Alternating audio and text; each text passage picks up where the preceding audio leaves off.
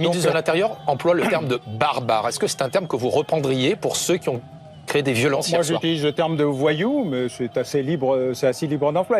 Les barbares, en général, les seuls que nous connaissions historiquement, ils venaient de l'Est, pas du Sud. Malheureusement, un peu partout dans le monde, il n'y a plus aucune célébration de victoire sportive, y compris aux États-Unis, qui était connue pour que les manifestations de la NBA et tout se passe dans la joie et la bonne humeur, qui ne se passe plus sans aucun acte de violence, de véhicules qui rentrent dans la foule. Ça n'est pas pour vous spécifique au foot?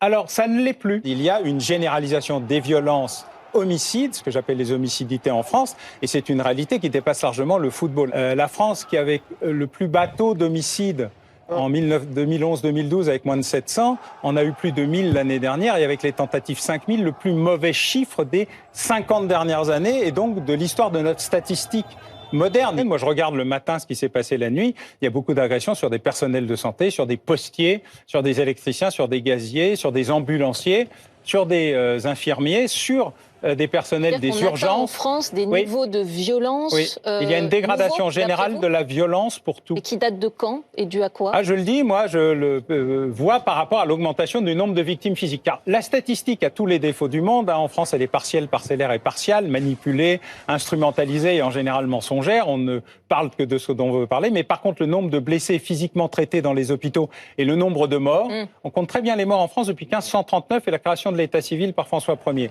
Donc on a une idée assez précise de ce qui se passe. L'augmentation massive des homicides et des tentatives, des coups et blessures volontaires, des règlements de compte, et désormais, je rajouterais les enlèvements crapuleux avec actes de torture et de barbarie, est une réalité récente. Elle a une quinzaine d'années. Et donc, on peut la fixer à ce moment précis.